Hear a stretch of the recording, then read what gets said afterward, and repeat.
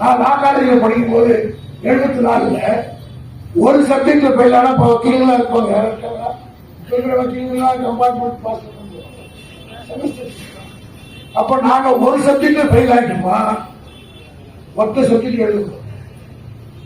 3 வாட்டிக்கு மேல பாஸ் பண்றேன்னா first year college விட்டு செஞ்சுக்குவோம். இதெல்லாம் கம்ப்ளீட் பண்ணி தான் செகண்ட்.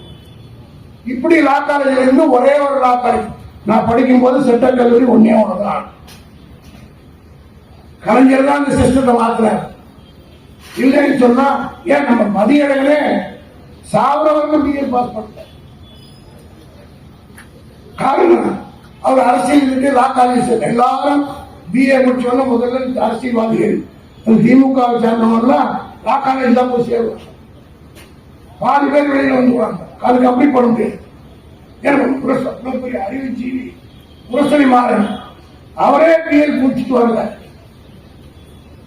நம்ம செல்வோம். அதே மாதிரி பல பேர். ஆனால் நாங்கள் எல்லாம் படிக்கிற போது சட்ட கல்லூரி கிடையாது. அதை செமஸ்டர் சிஸ்டம் கொண்டு வந்ததுனால்தான் இன்னைக்கு இவ்வளவு பேர் பட்டம் பெற்று வக்கீல்களா வந்திருக்கோம்னா, டாக்டர்களா வந்திருக்கிறோம்னா, இன்ஜினியராக வந்திருக்கிறோம் சொன்னார்.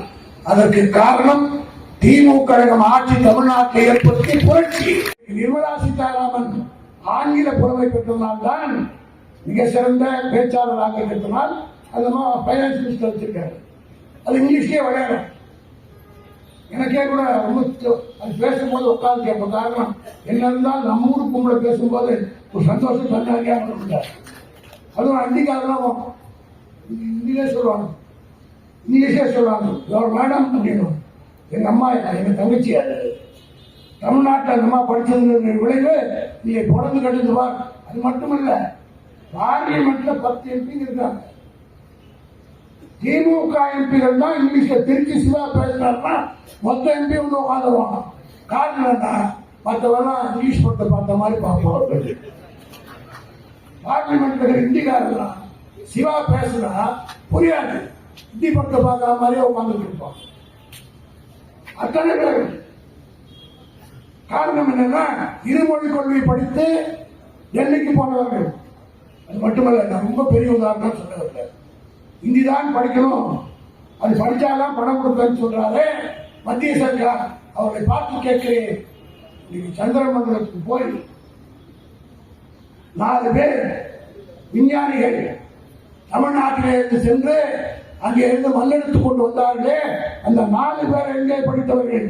இதே தமிழ்நாட்டில் இருமொழி கொள்கை தமிழும் இங்கிலீஷும் படித்து மட்டுமே பெரிய விஞ்ஞானிகளாக மாறி உலகத்துக்கே வழிகாட்டக்கூடியவர்கள். நண்பர்கள் சொல்லிவிட்ட காரணத்தால் ஒருத்தர் விட்டுட்டு போறது. இதெல்லாம் பேசலாம்ன்றதுக்காக பேசிட்டு கூடாது. திராவிட முன்னேற்றம் எங்களை கூட திட்டு பரவாயில்லை. ஆனால் பெரியாரை திட்டியவன் எவனாக இருந்தாலும் செருப்பால் அடிக்காமல் விடக்கூடாது. அதுதான் மாணவர்களை தமிழ்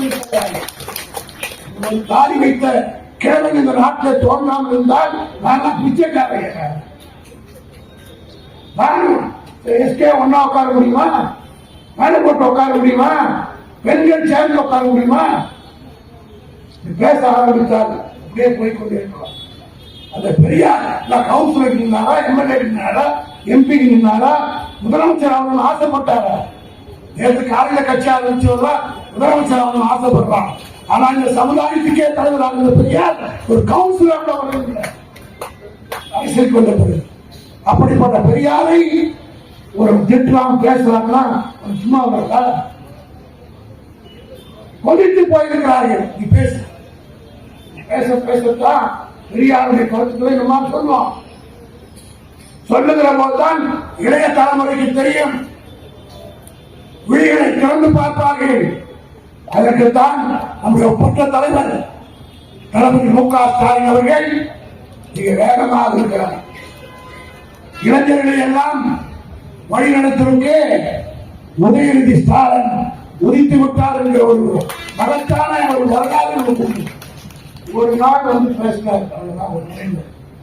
சனாதானம் இதுதான் இளைஞர்கள் சிந்திக்கிறது. அந்த ஒரு வார்த்தை வைத்து இந்தியா புறாலும் ஏறத்தாழ 1300 கேஸ் மேல போட்டுருக்கான் உதயநிதி ஸ்டாலின் மேல.